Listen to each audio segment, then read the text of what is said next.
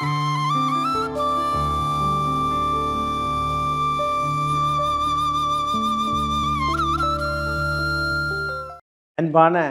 Don TV நேயர்களுக்கு இனிய காலை வணக்கம்.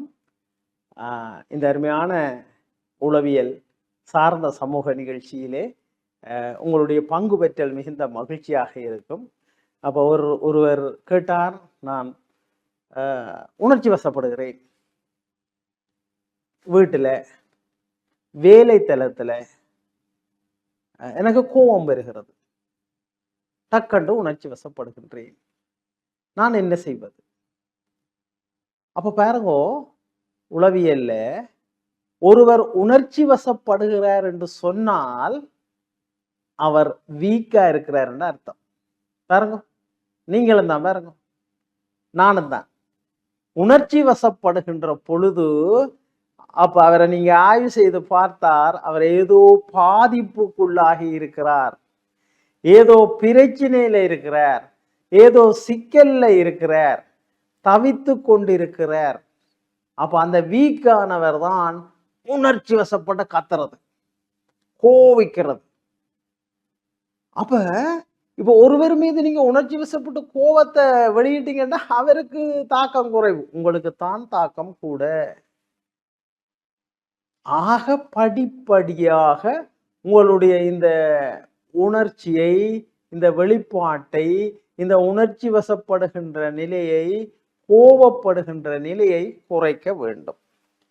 அப்ப உளவியல் ஆய்வுகள் சொல்றாங்க, அப்ப ஒருவர் உணர்ச்சி வசப்பட்டதிலிருந்து மீள வேண்டுமெண்டா என்ன செய்யணுமெண்டா, அவர் மனவழிச்ச ரீதியாக பாதிக்கப்பட்டிருக்கிறார்.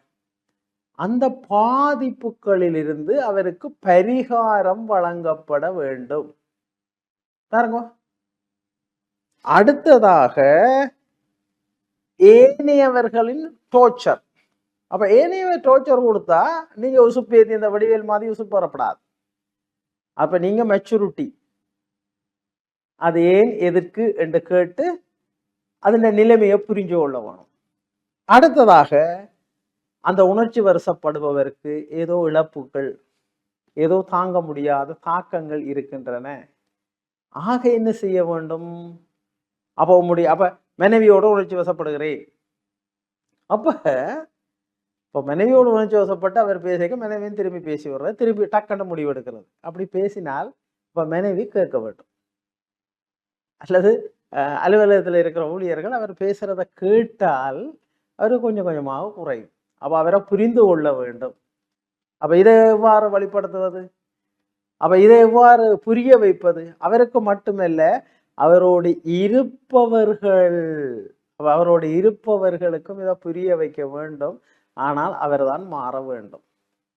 அப்ப இந்த மாற்றம் உடனடியாக ஏற்படாது. அப்போ ஒரு ஆலோசகரிடம், உளவள துணையாளர் சென்று ஆலோசனை பெறலாமாக கூடினால், இல்லாவிட்டால் நீங்களாக அமைதியாக இருத்தல், கூட நேரம் ஒரு இறை வழிபாடு, ஒரு 5 நிமிடம், உங்களுடைய உடலையும் உள்ளத்தையும் பேலன்ஸா வச்சுக்கிறது. மாலை ஒரு நேரம் கிடைக்கின்ற பொழுது விளையாடுது. இப்ப ஒரு பெரிய ஒரு தெரபி என்று இதை சொல்றாங்க உணர்ச்சி வசப்படுபவர்களுக்கு. நீங்க விளையாட்டில் ஈடுபடுங்க, தனியாகவும் இல்லை, நீங்க குழு விளையாட்டுல ஈடுபடட்டாம். குழு விளையாட்டுல நீங்க ஈடுபட்டு பாருங்க, ஃபுட்பால் இது போன்ற குழு விளையாட்டுகள், எங்களோட பாரம்பரிய விளையாட்டுகள் மிகச்சிறந்த விளையாட்டுகள்னு சொல்றாங்க, தாச்சி விளையாட்டு கூட. அந்த குழு விளையாட்டில் ஈடுபடுகின்ற பொழுது உடல் ரீதியாகவும் உள ரீதியாகவும் ஆளுமை எழுச்சி வருகிறது. அப்ப நீங்க ஒரு களைப்பீங்க, உங்களோட தசை, பெரு தசைனார் பயிற்சி, சிறு தசைனார்களுக்கு பயிற்சி கிடைக்கிறது. அது உடலையும் உள்ளத்தையும் மூளையையும் அமைதி பெற செய்கிறது, ஆளுமையடைய செய்கிறது. இந்த வகையிலே உங்களையே நீங்கள் அறிந்து வெற்றி பாதையில் முன்னேறுங்கள். நன்றி, வணக்கம்.